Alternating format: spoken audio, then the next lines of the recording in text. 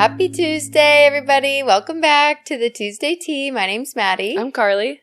And today we are going to start a new series that we've never done before called Am I the Problem? It's our version of Am I the A-hole? But before we get into that, we're going to chit-chat.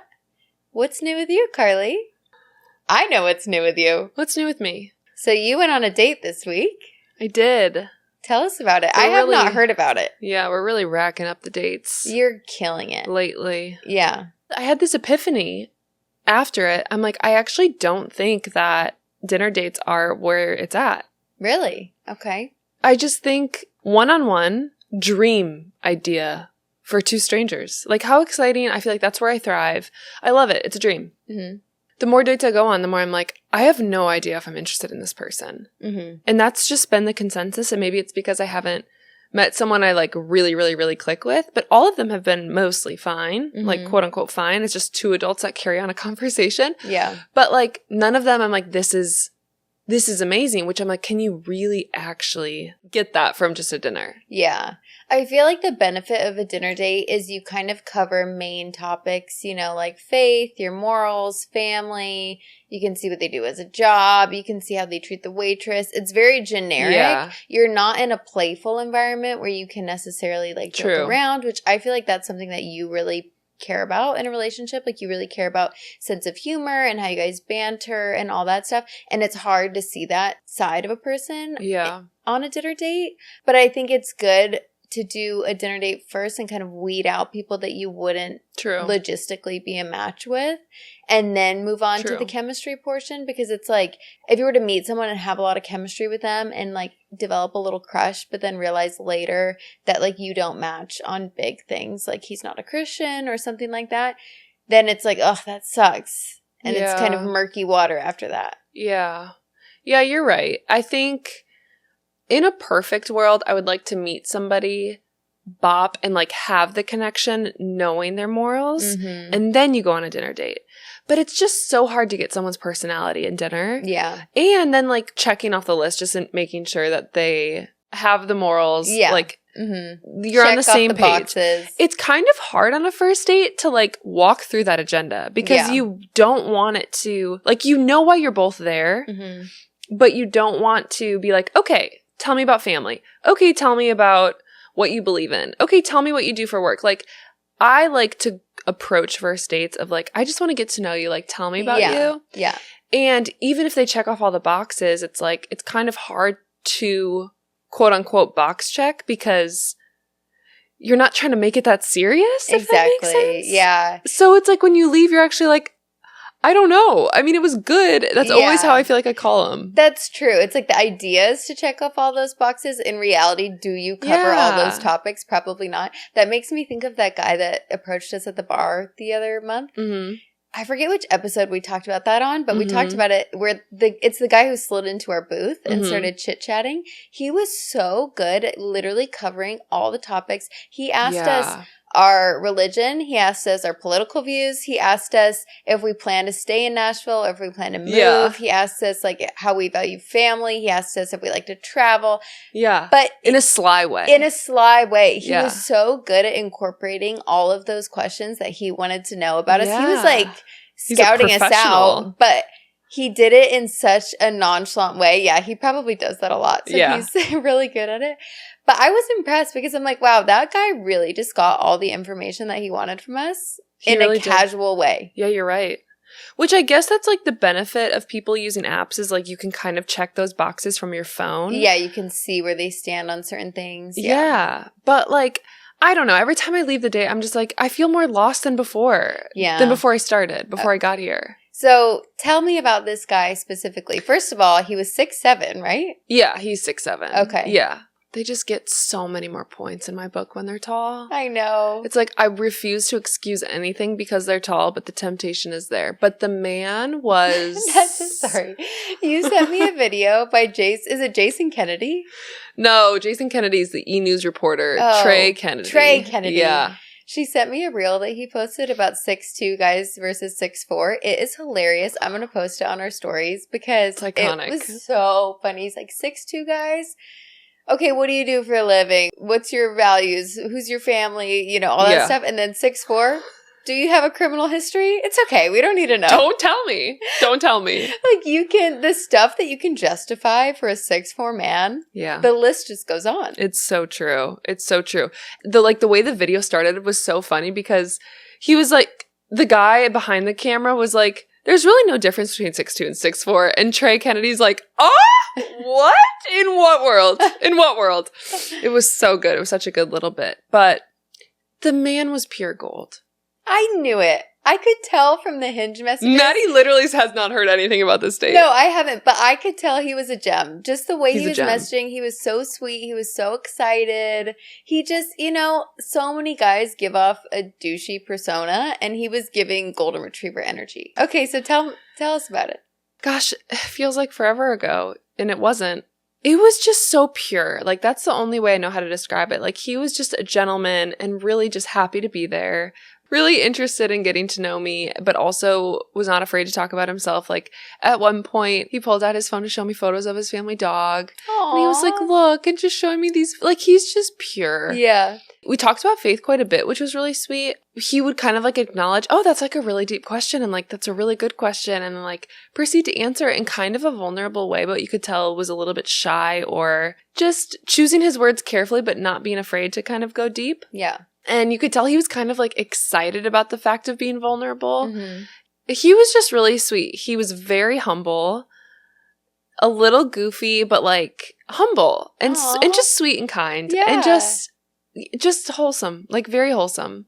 And it is hard to tell like goofiness and like silliness and playfulness and like banter from a dinner, but I don't know how to, I guess, like approach offering or suggesting a second date. And I don't even know what the ideal second date would be, but I am realizing I think I would want it to be an activity. Mm-hmm. But like thinking about like bowling, let's say, that's so like take turns. Yeah, bowling's no good.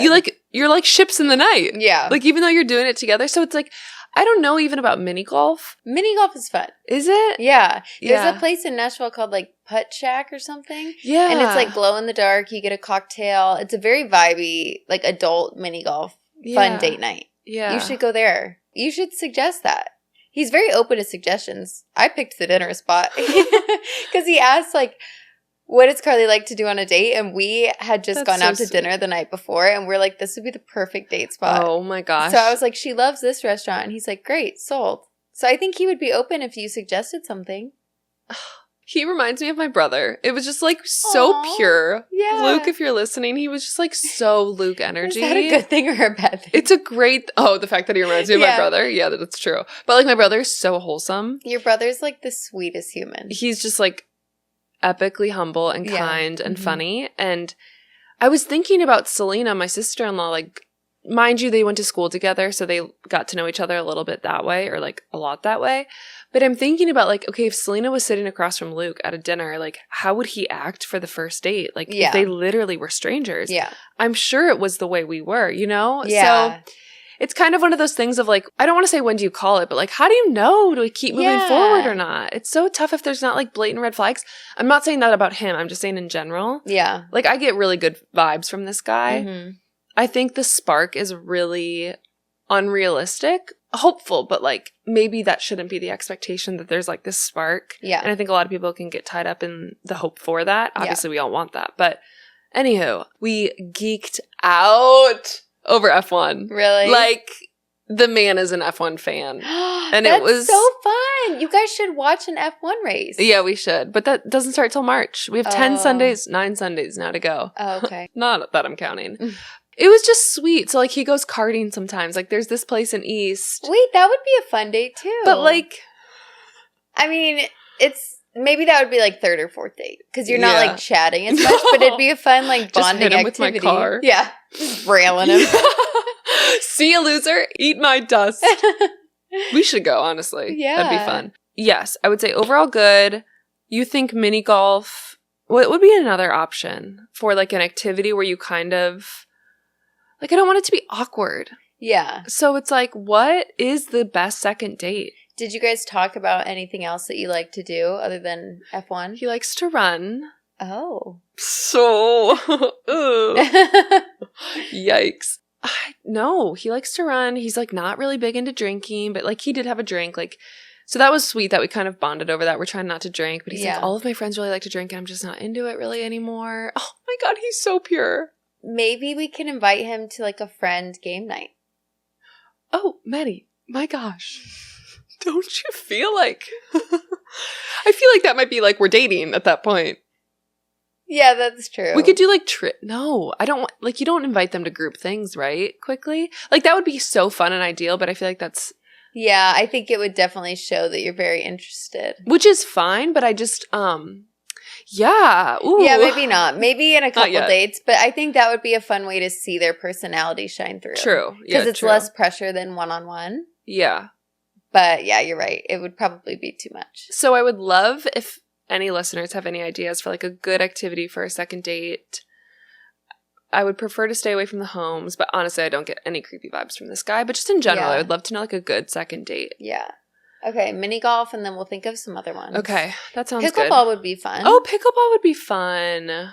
Gosh, second date is just so niche. Like, you're a little bit more comfortable with them, but still you literally know nothing about them. Yeah. So it's hard because you don't want to act like you're, like you know, and you don't need to ask questions. Yeah. I don't know. Exactly. What have you done on second dates before? Topgolf was a second date. Okay. So that's a fun activity too, but it's kind of like bowling where you like each take a turn. Yeah. So also, what do you do in between turns? You just like say, you just watch them. Good shot. Yeah. And then you switch and then you... That's true. It's not the best. I only went on like a few. One guy made up this thing where we like went to Target and picked out like a game that we wanted to play or an activity that we wanted to do together, and then we went and did it. That was very unique. What was it? He picked like a Lego thing to give to my nephew, which was really sweet. Aww. Yeah. You guys built a Lego? Yeah, we built it together. And then he wanted me to keep it so that my nephew could play with it, which I threw it away. Ooh, spoiler alert. And then I think the other one was a board game. I don't remember which one, but that involves like going to a house or something. There's something there that's perfect. Yeah. Especially with my personality, but I don't know what it is. You could go to a brewery and play cards. Or something like that. Yeah, that's a good idea. You could play Monopoly Deal. Monopoly Deal. My sweet, sweet favorite game. We played that at a brewery over the weekend, and it was so much fun. Maddie's obsessed. Yeah, it was so easy to learn, and it's great with a group. Mm-hmm. It can go by, like, fast. It can change on a dime. You know, you think one person's going to win, and then someone else comes in and swoops it up. It was really fun. Yeah, it's a really fun game. And there's strategy, there's luck, there's a lot of strategy. Yeah. But also, like, that game reminds me, I feel really bad being savage. Like, to win, you do have to be a savage. Yeah. And I don't like that. I know. One pet peeve that I have, I don't mind when people are competitive, but when people are, like, mean about it when they're playing, I don't like that. Like, mean when someone's a savage to them or they're being a savage? When they're being a savage. Okay. Or they're kind of like a sore winner kind of vibe. No. Yeah, that is a no. Yeah. And they're just unnecessarily aggressive. Oh my gosh, have you experienced that before? I have a friend like that who's very competitive. I will not name names, but yeah. It's not me, is it? No. Like, oh my gosh, am I? No, I like won't do things because I feel bad. I know. I'm the same way. But. Or I'm like, oh shoot, I won. I feel like I'm that way, but then if someone is savage towards me and they don't care, then I get mad and then I'll be savage towards them. Yeah. You know what's really annoying? Mm-hmm. We'll take it a step further. You're like being humble, playing the game, and you play the game to be like strategic, and you're not a butt about it. And then the person on their turn is horrible to you when you are clearly not the threat, but they're doing it for payback. Yeah. I'm like, that is so obnoxious. Yeah. I think you can tell a lot about a person by the way they play games. I agree. So maybe you should do that. Yeah. Or you can wait. Maybe that could be date 3. It's a little bit more intimate. If you want to. Man. I feel like he sounds like a gem. I'm excited about it. Yeah. He wouldn't hurt a fly. He's sweet. And it's good. Great that he's bigger than me. I could wear 4-inch heels. Were you attracted to him? Yeah. Was he cute? Yeah. Okay. Definitely. Then yeah. We'll see. I guess it's just like, I don't think when you get back into dating, people don't prep you for like the unknown and the lack of clarity on your feeling. Yeah. And that I think is so realistic because it's like, well, yeah, you of course don't know the person. How are you supposed to know what you feel? But I think even on TikTok, it's like you see these people's date recaps and they come home all excited and like, well, it's like, God, what if I'm just like even the whole time? Yeah. You know? But I think that that's so normal to feel that way. I think like having those fireworks and that spark is so rare. Yeah. But I see so many people say that like you should look for the fireplace, not the fireworks. Like the slow burn, quote. You know? Yeah. I think that's really what you got to work for. Like, go for the nice guy. Exactly. I love seeing, like, go for the patient one, the loyal one, not the one playing games with your heart. Yeah. Those boys, we can kick them to the curb. Yeah, scram. Yeah. How are you? What's new? How are you dealing with this cold front? You know, I've been doing good. I took Christmas down, and I suddenly feel the urge to redecorate my entire home. Ooh, she has the itch. I have the itch. And, you know, there's something about when you take your Christmas decor down, your house just, like, looks sterile. It looks so plain, colorless, lifeless. Mm-hmm. And I feel as if my style has been changing a little bit. It's been getting more, like, warm and cozy. And I just want my house. But then it scares me because how quickly styles change. Mm-hmm. Like, I would say last year, my home decor style around this time was, like, maybe modern organic, kind of. And now it's getting into more, like, vintage organic. Oh, boy. But I just am so scared to make these big changes to my house, knowing that, like, my style changes so much. Yeah. But I just am having the urge to make 2025, like, a redecorating year. I want my house to be just, like, perfect in my eyes and just my safe space. I want to come and look at my living room and my kitchen and my bedroom and just be so happy when I look at it. So I'm feeling the urge, and I think I'm going to have to act on it. Okay. Something about redecorating, like, re-energizes you. Yeah. Like, when you come home to those spaces, like, you put so much time and effort into planning them, and you've been helping me plan, and it's just exciting. And, like, it just takes so much investment, emotional investment, and also physical, like, money. Do you have, like, a certain place you want to be shopping or using inspo through, or is it just, like, are you just scrolling right now on Pinterest? Yeah, I think just Pinterest and TikTok. I see different videos and stuff, but I got new, like, light pendants over my island and my dining table that are gold fixtures because my house was builder grade and everything came black and it was really modern looking. So I'm trying to make it, like, more cozy. And I got gold hardware for my whole kitchen. I'm getting, like, a gold vintagey sink. I haven't put those in yet. But I'm going to be doing that. And then I got new artwork for our wall behind us. So really? What did you get? Nice. I got, like, a big canvas tapestry kind of thing. Cool. But I haven't taken it out yet. And then I want to put sconces next to it. Cool. So we'll see how that looks. And then I want to get, like, have you seen those wall decals where it's, like, the piece of wood in rectangles? Yeah. And then you just paint over it. So it's the same color as the wall, just adds texture. I want to do that in different areas and add, like, photo collages. But I always get stuck with photo collages because I want the pictures and the art to mean something. I don't want it to be just, like, a Hobby Lobby find. But then it's like I don't have anything that would be the vibe. So it kind of has to be a Hobby Lobby find. Yeah. Or a thrift store find or whatever. Yeah. But there's so many TikTok things of how to make meaningful art out of, like, things you have at home. Like matchboxes, napkins. You can, like, print out people's letters or cards they've given you and, like, making a Mod Podge of art. That's a huge collection on my TikTok for, like, home projects. Yeah, I love that kind of Could stuff. do meaningful things that way. Yeah, so we'll see. I just really want to get into my home decor era and just make it cozy. I'm also realizing the value in building your own house and being able to pick everything out from the start. That's just so cool, and it's a dream of mine to do that one day. Obviously, not right now, but one day. Can you imagine the decision fatigue and, like... Yeah. I think I would really lose a lot of confidence in myself, realizing how unable I am to, like, make decisions. Yeah, I think I would have to work with a designer. Oh, for sure. Yeah. Like, the architect, I'd be like, you literally have to give me only 2 options, and I'll say I have to pick. And, like, please do the rest, because I can't, like, provide you the whole thing. Like, you need to walk me through it. I know. Yeah. It would just be so cool, though, to make everything your dream. It would be so cool. But I would think, like, you have to make it timeless somehow. At the very least, the design itself has to be timeless. So it's like, even thinking about archways and doorways. Yeah. It's like, okay, the arch is, like, right now the vibe. But, like, is the arch going to be out? Or, like, built-ins, like bookshelves or doors. It's like, how do you make it as timeless as possible? And then you can add flavor with the furniture and the decor. Exactly. I don't know. It's so hard. It is a dream, though. Because what's timeless? Like, what even is timeless? Right. Even like open concept. Yeah. Open concept is like allegedly on its way out. Yeah. Now people want rooms. Yeah. It's just everything changes. You're right. So no matter what you pick, it's going to change. And that stresses me out. Yeah. But I still think it's just so fun. It is fun. And like I feel like you have such a space that can be flexible with how you decorate. I think if you had a different layout or just like a different build, it can sometimes be hard because you have to like redo the whole thing or like whatnot. Yeah. It's definitely a blank canvas. Yeah. Because everything's just like white, which is nice. But I do want to add some color, but then that scares me. Yeah. I need to paint the whole house too because when I got it, it's just primer. It's not paint. Right. So, like, every time someone touches the wall, it leaves a mark, and it drives me crazy. I have scratches all over my walls. It's just so dirty looking right now, and I hate it.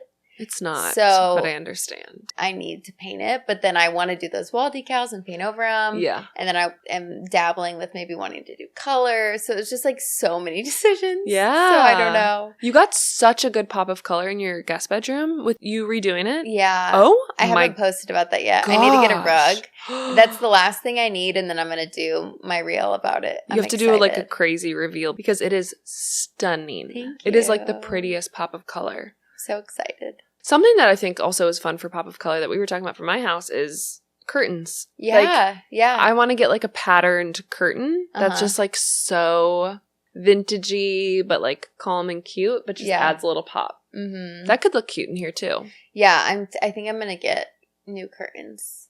I want to get like really pleated ones, you know, where they just look luxurious. I want those. Girl. So we'll see. I know. The ideas are flowing. They're flowing. We're in it. So that's my update. Oh, also. What? I watched No Good Deed. You watched it. Did you finish it? Finished it.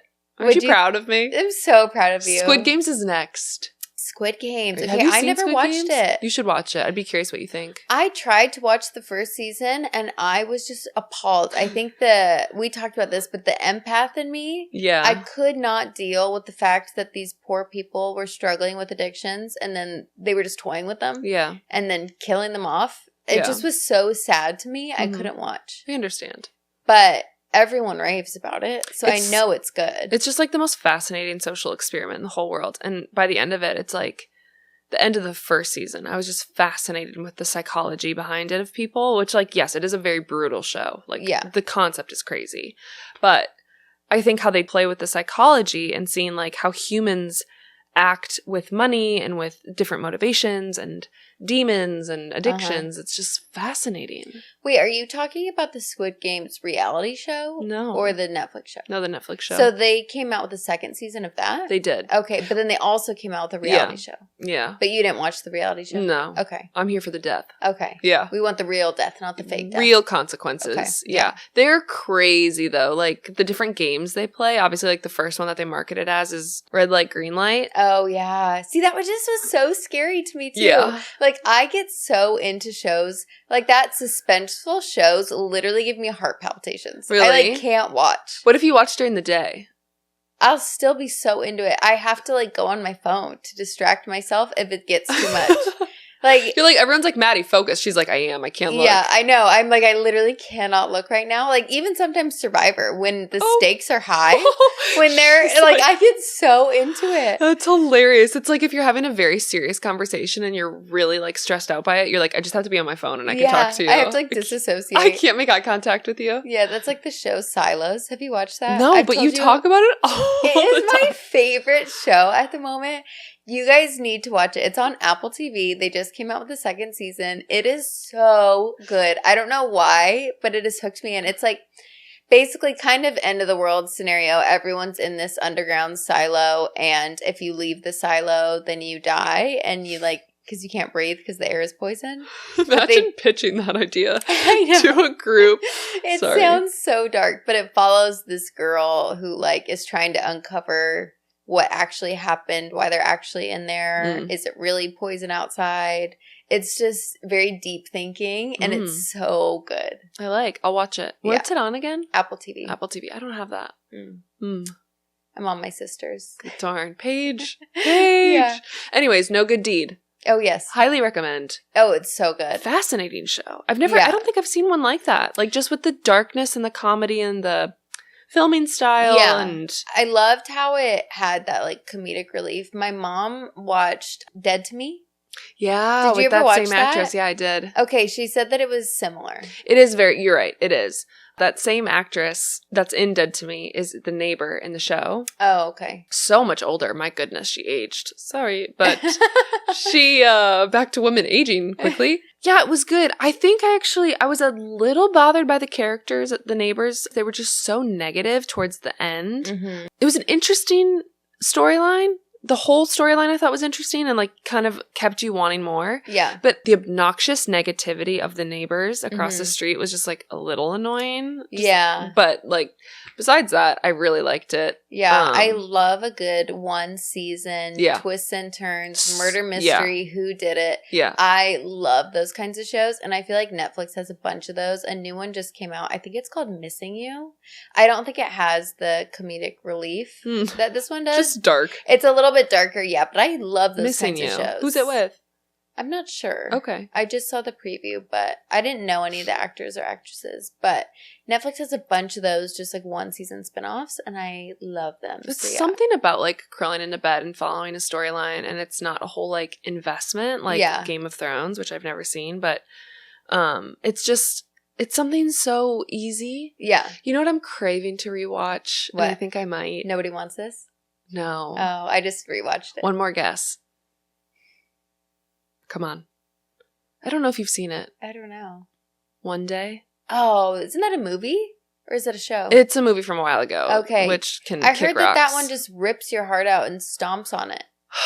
It's like Normal People. Have you seen Normal People? No, I need to watch that too. Maddie, I my like goodness. sad heartbreak things. Why not? I like dark murder. I came over today and you were listening to Bon Iver. Like, you like sad.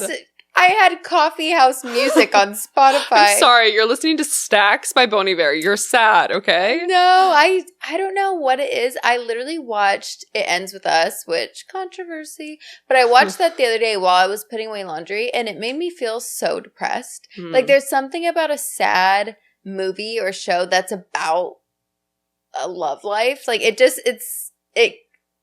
can't. Yeah. I want murder. And then I'll listen to sad music. Oof.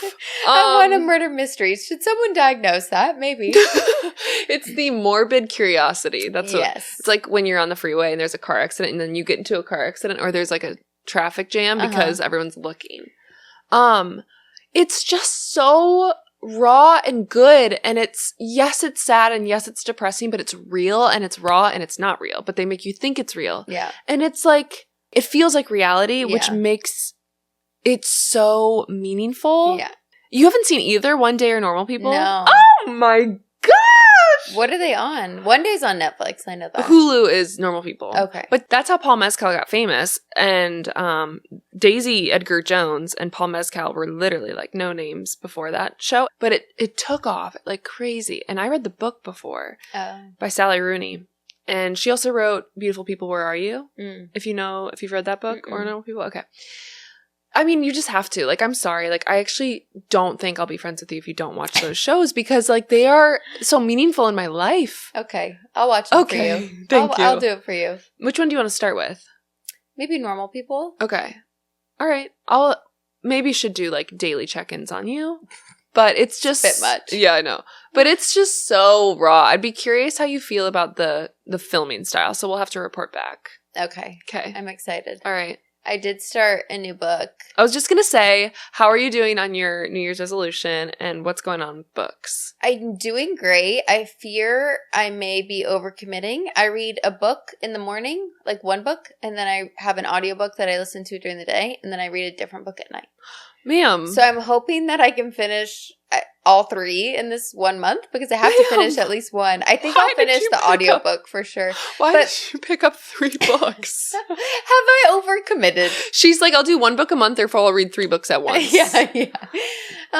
Well, the one I'm reading in the morning is The Well-Watered Woman. I talked about that last week. Yeah. And it's not a devotional, but I'm kind of using it as a devotional. Like, I'll read my Bible and then I'll read either half a chapter or 1 chapter of that. And so that just is like my morning, Sure. Get my head in the right place, get my heart in the right place book. So my audiobook during the day is my fiction. So that one's fun. So that's kind of like a thriller mystery. I'm reading None of This Is True, or listening to, I guess. Okay. But it's kind of like a thriller mystery. Okay. And that one's been so good so far. It's just one of those ones where you know that there's going to be a really big twist. Okay. And it's kind of about a podcast. It's like a girl being interviewed on a podcast. And she's telling her life story. Yeah, I posted about it, and a lot of people were like, that is my favorite book. I read it so fast. How old is it? I'm not sure. Okay. I don't know. I'll have to look it up. But yeah, so that's my daytime book. And then my nighttime book is The Ruthless Elimination of Hurry, which is also like a Christian-based book. So that one's less devotional style, it's kind of just like challenging critical thinking. So I'm reading that at night. Okay, I almost think you should flop the afternoon and the evening. I feel like it could be good to do like the nonfiction during the day and like the learning on audio, and then like the page turner at night before bed. Well, I have the physical copy of the Ruthless Elimination of Hurry, and the fiction book I only have on audiobook. Oh, okay. So I have to, so during the day, it's like while I'm driving, while I'm doing the dishes, while I'm putting away laundry, that's when I listen to that one. Okay. So, but if you had a fiction paperback, when would you read that? At night? Yeah. I see. Probably once I'm done. So it's just your lineup right now. Yeah, it's just what books I physically have. Got it. The physical books are morning and night, and the audiobook is day. Look at you just like stacking your brain with words. I'm trying because I'm really struggling. I listened to last week's podcast and I was like, oh my heavens. The lack of words in this brain. That's not true. You are a very smart woman. Thank you. I feel like I'm smart in my head, and then when I try to articulate it and get it out, it's like blah, blah, blah, blah. I completely disagree. I feel like I'm having a stroke every time I talk. So Same. I don't know what. Together. Today specifically, I was telling Carly before we started filming this, I don't know what happened to me. I got my eyelashes lifted yesterday and I woke up feeling hungover. I have a headache. My eyes are burning. So I'm like, maybe some of the solution got into my eyes. But like because of that, I just feel like I'm having really bad brain fog. And I was like, I read 3 books today.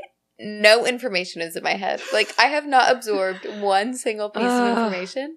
But it's okay. I think just sometimes we have days like that. Yeah. That's okay. Those days are hard, especially when there's nothing that can like pull you out of that. Yeah. Happens to me a lot. It happens. I always am victim of thinking, I'm going to go in my bed and work on my computer. Motivation just plummets. Really? I get nothing done. Sometimes I do, but some days I don't. Yeah. And there's nothing that can pull me out of it. Like if I were to go move into the office, that doesn't work. It's like I'm a goner. Yeah. But I'm like, I'm cozy. Something about working from bed. It's a vibe. It's so cozy. No. It doesn't work for me. Does not work. Anyways, what else?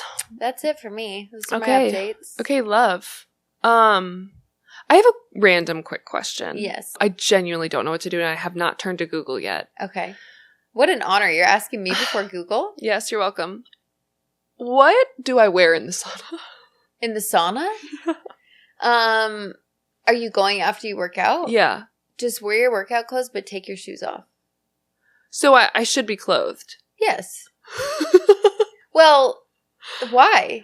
Well, what are other people wearing? I was alone. Okay. But it's an all-gender one. Yeah. Which is fine. But I was like thinking about it, and I had my leggings on, and I had my workout clothes on, and I didn't have my socks on. Uh-huh. And I was like, okay, this is great. And then I brought a change of clothes to walk back to my car in.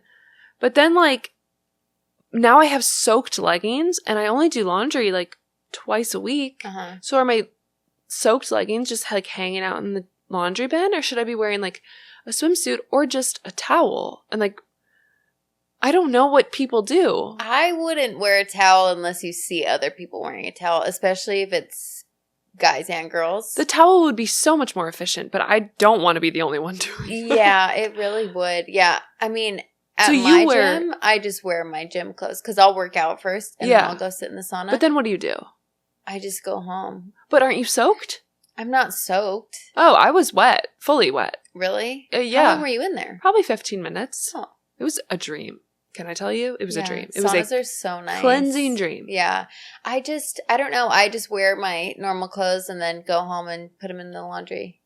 Oh, so you do your laundry every day? I don't know. Every other day? No. I put it in my basket.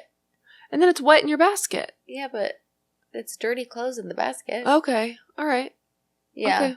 If you see people wearing towels, I would say wear a towel. But at my gym, at least, I've never seen anyone in a towel. Some guys will take their shirts off, but that's it. Okay. Yeah, that's a great question. I'll report back. I feel like if it was a girls only one, it'd be different. Darn it. But saunas are so nice. My problem is I get so sweaty, it has to be a hair wash day. Yeah. Because if it's not, it's no good. I agree. It's like hot yoga. Yeah. Have you ever done one of those workouts in those saunas? Like you go on a assault bike. Called? Yeah, it's Hot Works. Yeah, have you ever done that? No. Our friend Jenny does that, and she used to and loves it. Yeah. That can't be good for you, to a point. Yeah. I feel like it's very aggressive. I feel like you'd be a puddle. Yeah. Oh, I am the sweatiest gal you'll ever meet. I could never. You're really not, but... I am. I'm the sweatiest gal in the world. My underboob sweat, my belly button sweats, my armpits profusely. I can't wear gray in the summertime. I can't wear any light color in the summertime. And sometimes in the wintertime, it is what it is. I love my body. It detoxes for me, but it's a little sweaty, and that's okay. You can't notice from the public eye, though. Thank you. I appreciate that. Yeah, you're welcome. All right, we ready to get into these stories? Am I the Butthole segments are always my favorite because they're so complex. There's so many different angles and like opinions and I know experiences, and it's just so fascinating to unpack. So I'm very excited. Me too. Do you want to go first? Sure. Okay, my first one. So, long story short, when I started dating my now husband, his brother was dating this girl on and off again. Nobody in the family liked her at all. My first impression of her was okay until one night we were hanging out, the four of us, and she asked me if I knew if the boys had trust funds. Red flag. Oh my gosh. Told my husband immediately, who told me she had asked his ex-girlfriend the same question, and he told me to never tell her anything or be friends with her. Fast forward a year, and my husband proposes to me. This does not go over well for his brother's girlfriend. She is 7 years older than me and desperate for a husband and babies. They get into a huge fight and break up again. Fast forward 6 months. Because they got engaged? Yeah, because they got engaged. What? Fast forward 6 months, and he starts bringing her around again, and she starts trying to cozy up to me and making comments like, "How did you get him to propose? Maybe I should him? Yeah, maybe I should just buy the diamond for him." Super cringy. Now, a few months before our wedding, she turns up pregnant. My family is super traditional, and this does not go over well at first, but eventually his parents realize this will be their grandchild and try to embrace it. At my bridal shower, she announced to everyone that she was pregnant. At her bridal shower, you're joking. So annoying. The week of my wedding, she decides to send out wedding invitations to their shotgun wedding that nobody knew was happening, and they weren't even engaged yet. Homegirl sent out invitations. The week of her wedding. They weren't even engaged. Oh my gosh. Also, she totally poked a hole in that condom. Allegedly. Rumored. She decided to get married 3 weeks to the day after our wedding, which meant the honeymoon we wanted to go on was no longer possible. Oh my gosh, why? That's such a bummer. Oh, because they had to go. I would have said, no, sorry. I'm sure hers was planned out so far in advance. Yeah. That's so frustrating. That is frustrating. I can't believe she made it in the family. No. Well, that's a bummer. She did work to make it in the family. So now fast forward 2 years, and she's just as awful as ever. Her and my brother-in-law fight nonstop, and he looks absolutely miserable. However, my husband and his parents now act like she's not a problem at all, and that I'm unreasonable that I refuse to be friends with her. So sorry. I didn't even cover half the other BS she has done, but how can I possibly pretend to be friends with this girl? She's awful, and they should never be married, in my opinion. I don't know. Do I need to start being nice? I just don't see this marriage lasting, and I hate everything about her, honestly. Am I the problem? Wow. I'm confused why the family switched if it's been like such a long journey of awfulness with this woman. I think the family probably just got to the point where they're like, okay, she's in the family. She has the kid. We have to accept it. So the family probably doesn't love her, but they're probably being nice to her. Whereas I'm guessing this girl who wrote in is like outwardly not nice. Yeah. I don't know if she'd be like rude, but she's probably just not trying to befriend her in any way or make her feel included or a part of the family. Which, if you're outwardly complaining, I think that can be annoying for the family. If they're like, we did the work to accept her, please, for the love of God, stop like bringing us down. And like, we get it, we understand, but like, what can we do? Yeah. Really? Yeah. I don't think you need to be friends with her. I would say maybe think about how much energy you're spending and how much conversation time you're spending talking about her. Yeah. Because that might be not helpful to the people around you.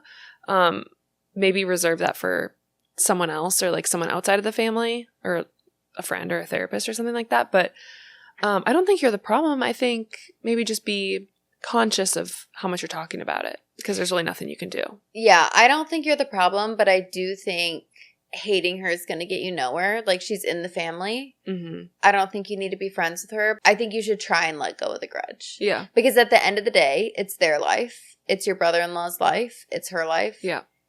And if they're miserable, that's their problem, kind of. Yeah. It's not up to you. Whether you hate her and are rude to her or not, they're going to have to work out their own drama. Yeah. So I would try to move on. But I don't think you're wrong in how you're feeling. Agree. Like, there's just no point in you being miserable about it, too. Like, they're miserable about their own lives. You don't need to be miserable about them, too. Yeah. We all have people in our lives where we don't agree with the relationship they're in, and we take that on and are frustrated or, like, have certain feelings about it. Yeah. I totally understand that feeling, but really there isn't anything you can do. And, like, just letting go. And that's not going to be easy, by the way, also. That's going to be a challenge. But, you know, everything Maddie said, agree. It's the worst, though, when you don't see it lasting. Because you're like, why would I put in energy when you're literally going to be gone? True. But she is the mom. She's the mom of your niece or nephew of the baby. So it's like, if you want to be a part of the baby's life, you probably have to be nice-ish. Yeah, agree. Okay, your turn. Okay, I, 29 male, boarded my short flight about 70 minutes, which has a 2x2 seating arrangement. So, like, A, B, C, small aisle, plane. C, D, yeah. I had booked myself a window seat, and when I got there, I saw a 7-year-old boy sitting there next to his father, about 50 years old, in the aisle seat. The opposite row also had his mother and his sister sitting there. So he had booked the window seat. And there was a kid there. And, the kid was in the window seat and his dad was in the aisle. Yes. Got it. I pointed towards my seat, and the father asked me if I would mind swapping so they could sit together, and that their seat is in the row behind it. I said yes, I would swap if it was also a window seat, but he did say it was an aisle seat. I said I wouldn't swap, and the following conversation happened. The 50-year-old dad in the aisle said, "So do you want to sit next to my son?" I said, "I don't care, I just would like my window seat that I booked." He stood up, got his son up, said, "Wow, you're a very nice person. I mean, not a very nice person." I said, "It's none of your business and please be polite." He said, "I am not going to be polite." I said, "Okay, well then at least behave yourself." His wife was watching this the whole time. When somebody in the row behind saw it, he offered to swap and sat next to me, so they did eventually sit next to each other. For all I care, they could have sat 20 rows apart or even booked a new flight. I have zero investment in this or their reasons. They can ask, I can say no, and that should be the end of it, in my opinion. If they care that much, they can book their seats in advance like everyone else does, which I agree. I didn't have a good reason why I need the window seat, except that that's the seat I booked, and I don't like the aisle seat. Am I the problem? I would say no. I think he has a good point. If people wanted to sit in a specific way, they should have booked their tickets that way. Do I think it would have been nice of you to offer up your seat and take the aisle? It's not like you're having to take a middle seat. I think if it was a middle seat, it would be different. Aisle seats are still good. Obviously, he preferred the window, but I think the dad is kind of the jerk. Like, I think him asking, hey, can you switch? Him saying no. It's his seat. You have to respect his answer. To be rude about it, I think that's being a jerk. Like, not booking your ticket ahead of time, expecting someone to sit in a different seat than you, and to be happy about it is just kind of unrealistic.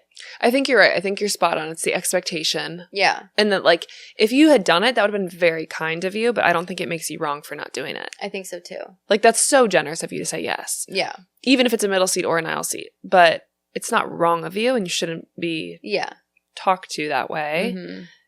Yeah. Also, like, I think not to generalize, but I do see this often in first class. There is some entitlement with parents and children thinking that someone who pays for a certain seat, that you'll automatically switch because, well, first of all, they've now put the kid in that seat, so now they have to get up. And secondly, just because they have a kid means that they have a pass. Yeah. And it's just not true. Yeah. I know sometimes it can be hard with booking seats when you are traveling in a party, but, like, some people pay extra to get that seat. Yeah. Like, come on.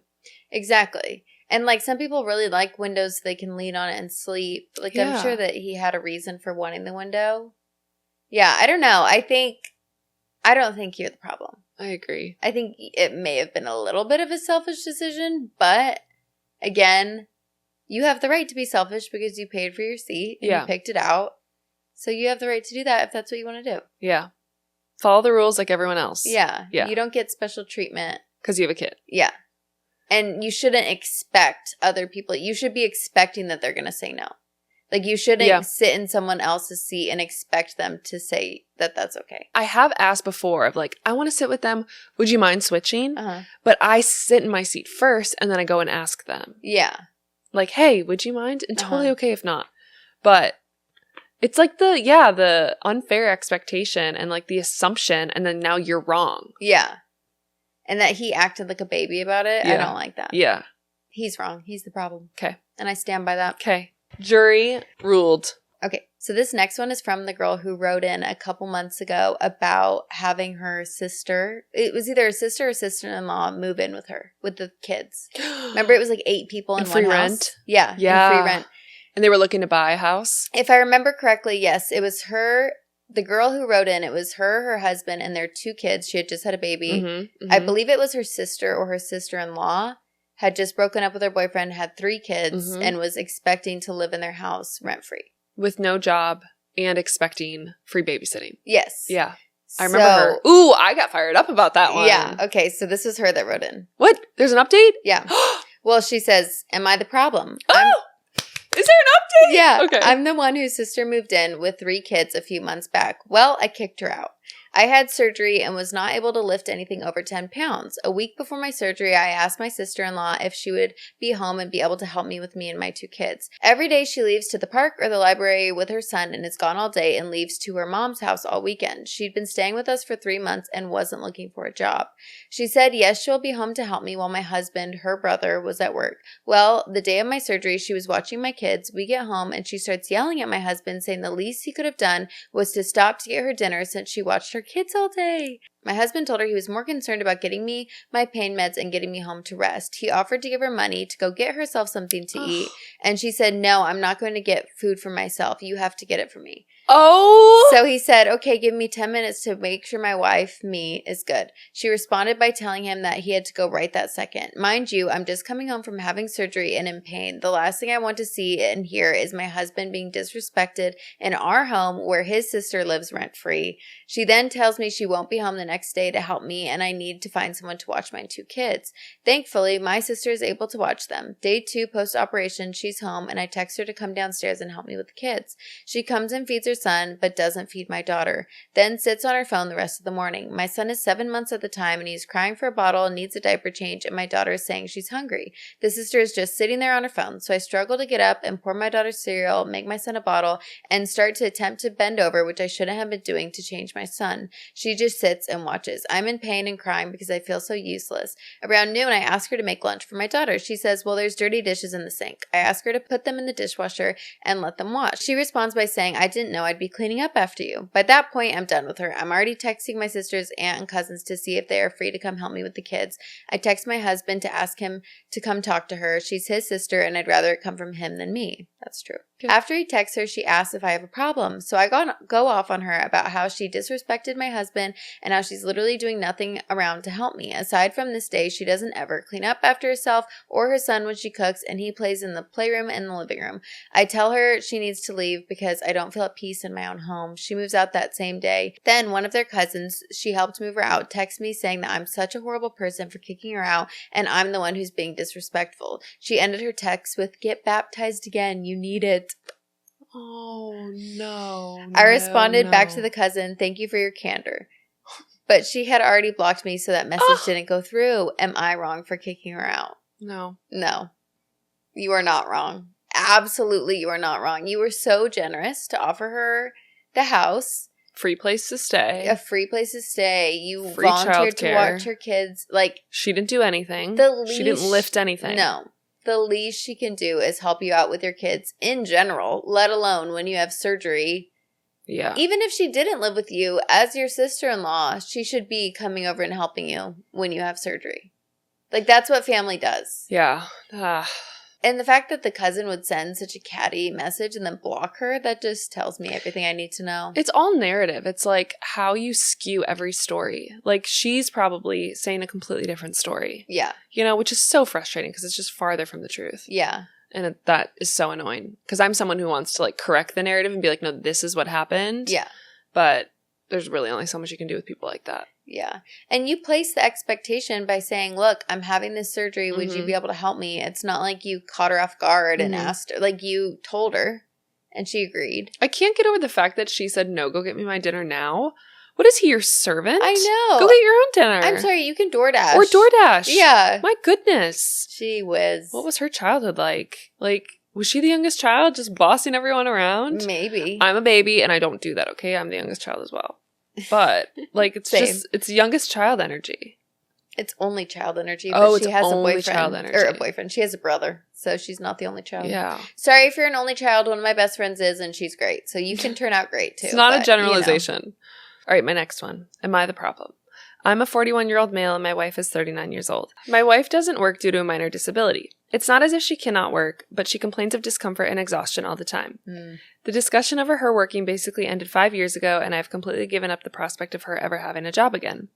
Seeing as she doesn't even come close to qualifying for disability, I feel like that's a jab. Yeah. And brings in no income, we currently live entirely off my salary. I do not mind financially supporting her, but my wife's spending habits have gradually become more and more reckless. Oh, no. It began with her ordering takeout twice a week, and then that escalated into 3 times a week, and now she's ordering takeout nearly every day. This is all despite our fridge being stocked constantly. I do the shopping and I make sure to even keep our freezer full of things she would only have to microwave.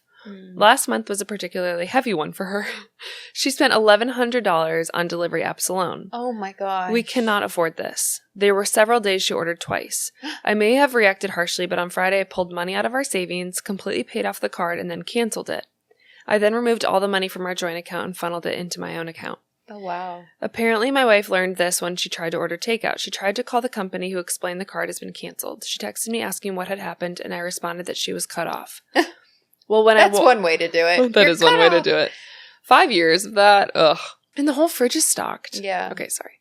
Well, when I walked in the door that evening, my wife was lying on the floor dramatically, saying she had low blood sugar. No. Oh, no. I told her she could eat any of the food we have in our fridge or freezer. I also noticed that she took the garbage out the first time in a decade. I'm surprised she even knew there was an outdoor bin. I can only assume she was disposing of the evidence of what she ate, as she was pretending to have not eaten, but I honestly don't care enough to dig through the garbage to find it. She was furious at me all weekend. Am I the problem? No, you're not. Oh my gosh, that's so sad, though. I feel like the wife clearly has some sort of fast food addiction. And I think she's manipulative. A spending addiction. Yeah. Like, I think that there's a problem there. I think she needs to go to therapy for a lot of different things. Yeah. Yeah. No, I mean, you're definitely not the problem. What a tough position to be in. 5 years to be dealing with that. She hasn't taken out the trash in a decade. She doesn't work. She doesn't cook.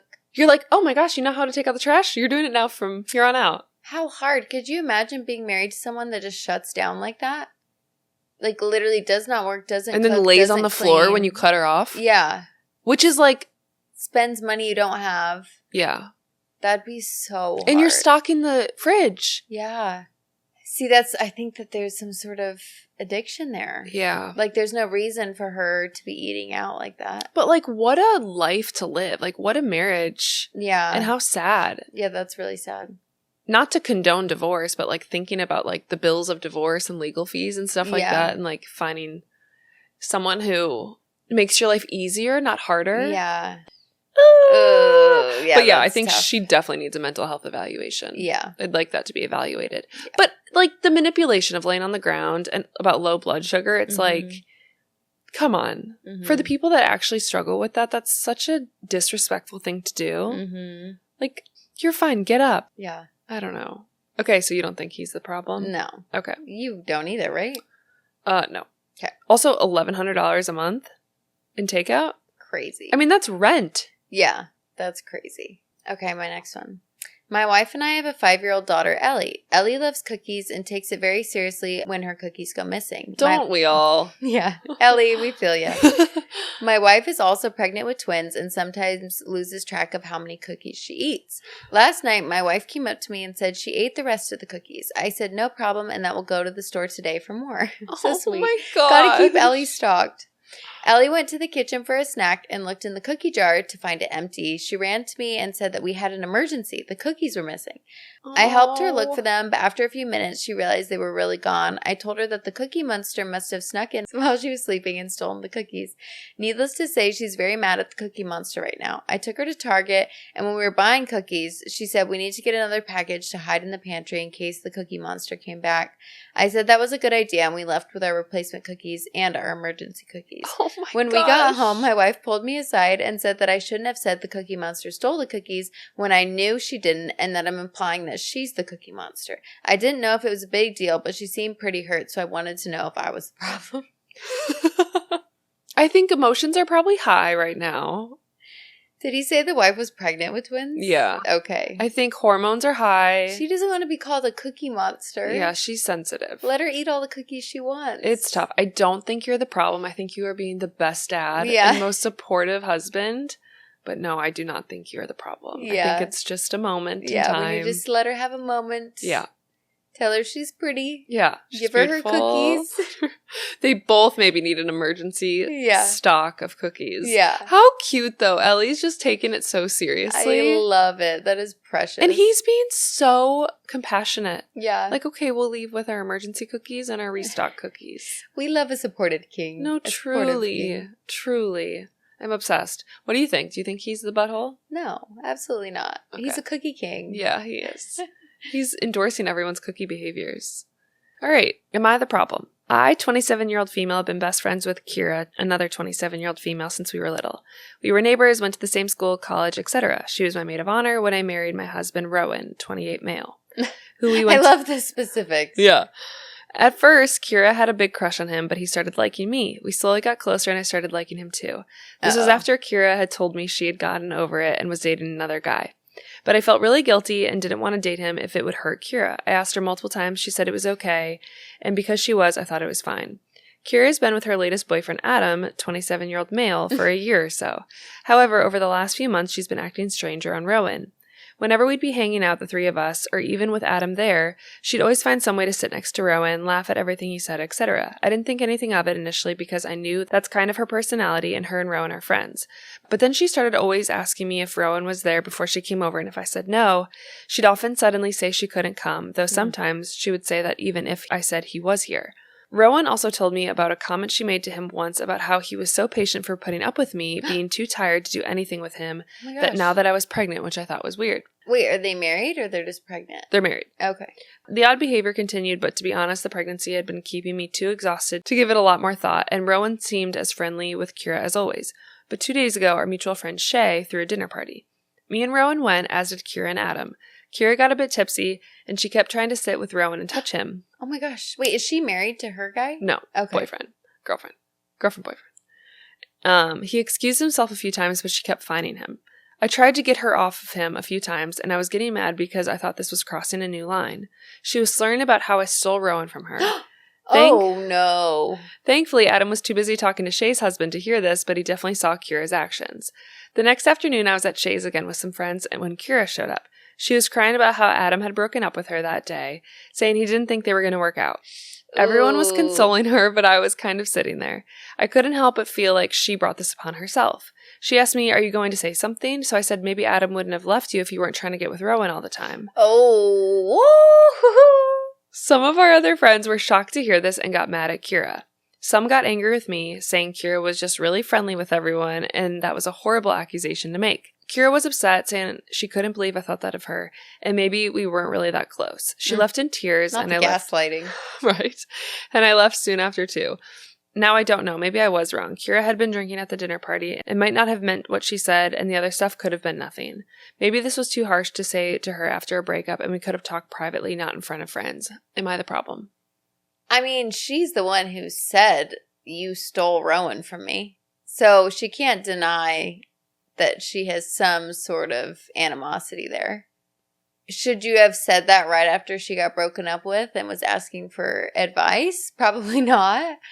But I don't think you're the problem. I think she's the problem. I think she should own up to her feelings and be honest with herself about them because she's clearly feeling them. I don't think you're the problem. What do you think? I agree. I'm concerned she's your best friend. Like, yeah. I don't know. Yeah, that's rough. Like someone that you're having to pull off of your husband. Yeah. And saying ridiculous comments like that is insane. Yeah, that's no good. That's just a recipe for disaster. Yeah. It just shows how important it is to be honest. Like when they first started dating, if she had a problem with it, she should have been honest and said, I don't feel comfortable with that. Because it's clearly sticking around to bite her in the butt by not being honest, you know? Yeah, it is biting her in the butt. You're right. I think she needs to be dumped as a best friend. Maybe like keep her as a friend. Yeah. But she doesn't deserve best friend title after that. No, and I love how she's like reflecting, being like, is this my fault? It's like, oh my gosh, she's coming after your husband. Yeah. Like actively harassing him. And trying to sit with them and flirt with them, even when she has a boyfriend around. Like, that's not even stopping her. That's a huge red flag. Yeah. Okay, so not the problem? No. I don't think anyone's been the problem yet. Wow, you all are such good people. All right, my next one. Am I the problem with wanting to not be sympathetic anymore and cut these people out of my life? It sounds so bad, but let me explain. My husband's best friend and his wife are very close friends of mine and my husband and have been since they got together about 6 years ago. However, lately, every time we see them, they're always complaining about something going on in their lives and constantly bringing a negative energy to every room they walk into. The worst. This is to the point of them texting us after almost everything we do together to apologize for just not being in the best mood. I've always been the biggest supporter and empathize with them in any way I can, but I'm at the point where it's just emotionally draining being around them. It can be something as simple as asking them how their day was, and they never fail to tell us how horrible their days are. This is literally every time we see them. Or about a new problem or issue that they have with people in their lives. On top of this, they constantly compare themselves to us and try to beat us in everything we do, getting married, buying a house, having kids, and then offer unsolicited advice to us about our relationship or timeline. Mind you, this isn't a recent issue, as been since they got together.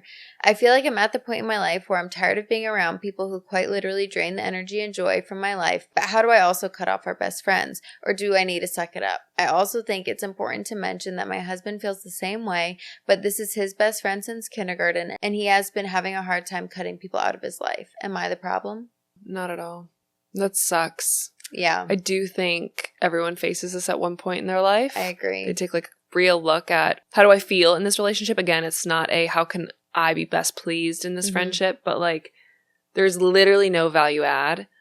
And not value add as in like you need to gain something, but you kind of want to be challenged to be your best version or like also just like have a good time. Yeah, like, just enjoy yourself. Like literally just you laugh. don't need to like not every relationship needs to be beneficial. It doesn't need to be, you don't need to be gaining something substantial, but you should be able to have a fun time with your friends and enjoy it. Bare minimum, fun. Yeah. Higher, valuable insight, challenge. Yeah. Granted, everyone goes through seasons of life. Some seasons are more stressful or whatever, but if it gets to the point where it's just, they're just negative people. Yeah. Like, if they're going through something hard and they're being negative about that, that's one thing. If they're just a negative person all around, that's a whole different level. And that's really hard to be around. It's really awful. I hate when people are like that. Like they just bring negative energy to everything. Nothing's fun. And that's just kind of who they are. And it's really sad, especially if you've known them for a long time. Like your husband's known him since kindergarten. I'm guessing he probably wasn't always that way. And maybe this life has brought him down. You know, and that's really sad to see. But at the same time, you don't need to be drugged down with them. You know, I think maybe cutting them out is extreme. I think you should just limit your time with them. Yeah. Just hang out with them less. I would say like just start saying no to things. Yeah. In my opinion, I don't even think you need to be honest. I don't think like this isn't fixable by you because what's crazy is they're aware of it. Like usually they aren't aware of it. They're aware of it. But like I don't think it needs to be dramatic. I think just take some time, like take a step back. Give some distance. I think that would be good for you. Yeah, hang out a little less. I think it could also maybe be beneficial if you're hanging out in a group. You could ask them what their New Year's resolution is or something. And then if they ask you, you could be like, we're just really trying to have a more positive outlook on life and like things. And so maybe that would make them think, oh, maybe we should do that too. Or maybe we shouldn't be negative because they're trying to be positive. Mm. So I don't know, just little things like that, just to kind of, you don't need to call them out necessarily for being negative. Yeah. But you can try your hardest to be positive and maybe that will rub off on them. Yeah. I also bet, like, sounds like she's a little bit concerned about the husbands being best friends for a long time. Mm-hmm. Like, they could still hang out one-on-one. Mm-hmm. Like, I think that would be totally fine. Yeah. But the husband is also feeling drained. But I wonder if they feel drained from, like, the couple. Yeah, that's like, true. If he just spends one-on-one time with the guy, would he feel the same way? Yeah, like, is he always complaining? Yeah. But really, complainers are just the worst. Yeah. I just can't. It's like, the worst. I used to work with this person. Every day that she'd come into work, hi, I'd be like, hi, how are you? What's new? How was last night? Ugh. Every day there was something new wrong with her body, and it's just exhausting to be around. And I don't think they realize it affects other people. No. She's not even asking me how my night was. Nothing like that. We're not even to that point of interest in other people. It's like every comment that would come out of her mouth is a complaint about her body, about the job, about blah, blah, blah. And it's just her marriage. Mm-hmm. It's just draining. Yeah. You know? It so is. I totally feel that. And I totally empathize with why you don't want to be around that. Yeah. And don't feel bad. I think, like, it's impossible for any human not to be affected by that. Mm-hmm. And I think it's just a part of growth, like evaluating your relationships that you're in and seeing, like, how they're beneficial to you. How are they hurting you? How do you feel afterwards? Like, that's just part of growing up. Yeah. How do you feel afterwards is such a good question. Yeah. Because, again, like, also not every hangout's going to be fun. Not every hangout's going to be insightful. Not every hangout's going to be, like, your life changed or, like, your job changed or whatever. Like, we have a new path for 2025. But, like, just check in with your heart. And it sounds like you know how you're feeling. Yeah. All right. Am I the problem?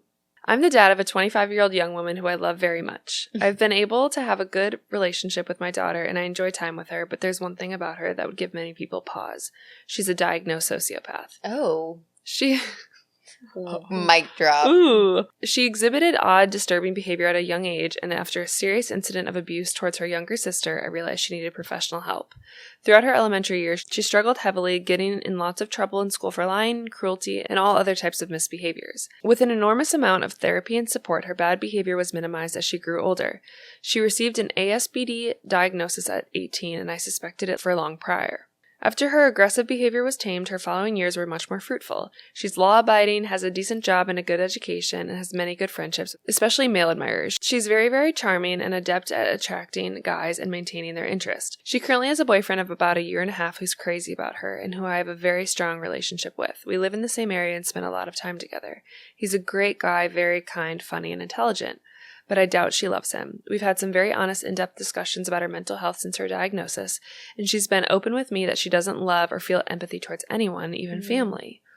When she acted very sad and broken up over the death of one of her closest friends at the funeral, she confessed to me privately that it was all a show and that she felt pretty neutral about the whole thing. She's also stated she has never once felt guilty about anything she's ever done and doesn't know what guilt feels like. Oh, wow. While she enjoys being around her boyfriend and is sexually attracted to him, I highly doubt she feels much of anything towards him love-wise. Her boyfriend, who's going to propose soon, has no idea about her diagnosis. What? And she's been very upfront with me that she has no plans to ever tell him, thinking it'll scare him away. Oh. I have made it very clear to her that she needs to tell him the truth before they marry, that he has the right to know and consider it, or I will. To which she always responds, I know you wouldn't dare. I actually would. I'm scared. She's like, you wouldn't dare. I actually would. I really like and respect this young man and would feel awful keeping this secret from him and letting him walk into a marriage without this piece of knowledge. I'm not trying to sabotage my daughter's future. Maybe her boyfriend's love of her personality and other aspects is enough that it won't end the relationship. It's his decision to make, but I believe he deserves all the facts. Someday he's bound to find out she's a bit off. It can't be kept a secret forever. Am I the problem? No. I think, first of all, you are an amazing dad. I always think about, like, you know, you see documentaries about, like, sociopaths, and there's obviously things that are different in their brain as opposed to someone who doesn't have that diagnosis. And I feel like so often parents can just ignore that and act like their child is completely fine and therefore not get the help that they need to be an active member in society. And so I think it's so awesome that, you know, you got her the help that she needed and you're a great parent and you care about her future. I think you should absolutely tell this guy, because I don't know. I think it's so hard. I wish that the daughter would do it on her own. Mm. It concerns me that she doesn't, but I guess she doesn't feel empathy, so she doesn't like really care or consider his feelings. Mm-hmm. I'm concerned with the fact that he doesn't know and he thinks she's in love with him. She must be really good at acting if she doesn't feel love, you know? But I think he needs to know, A, because he needs to be able to help her as well. And to be able to know how to, like, talk with her, see how she's doing, support her. B, he needs to be aware if that's a genetic thing for his children. Like, he absolutely needs to know. Agree. It's just hard because I don't want it to ruin her relationship with her dad. I think that's the risk, is you were upfront, you were going to tell her, which I don't think that makes you the problem. But it's marriage. Yeah. Like, he has every right to know, like you said. I mean, consider children. I mean, if he's gone this far into the relationship and he loves her, hopefully it shouldn't be a problem. Like, hopefully maybe he will accept it. I think probably at this point, the biggest risk is that she lied for so long. I think that that's a red flag. Well, and like the future of like, if we go through hills and valleys, like, can we think through these trials clearly? And like, will you be able to be a help to me, like, as my life partner? I wonder, as a sociopath, does she feel anger? Yeah, I don't know. Because maybe she won't even be mad. Yeah. If she doesn't feel anger. True. You don't risk the chance that you might lose her. Such a tough situation. I just can't imagine, but I do think. That is so interesting. You just, like, again, you see stories like that on movies and stuff, but you don't think about people dealing with that in their actual lives. Yeah. I feel like people who have that diagnosis are so few and far between. Yeah. And you don't really hear about that. Mm-hmm. That is so interesting. I feel like you're right, though. You were spot on at the beginning. He's such a responsible dad. Yeah. There can be this haze of like, oh, no, it's my child. So not they're perfect, but like, it can't be that serious to consider them a sociopath because like that does separate them from society. If like somebody gets wind of that, like there is a stigma with that. And it's scary. And like he's so mature and responsible about it. And I'm sure he had some, you know, like a path to accepting that. But awful situation. I mean, you told her, you gave her a heads up. I am going to tell him. I don't think it's your responsibility to tell him, but I do think you should. Yeah, I think you should too. Yeah.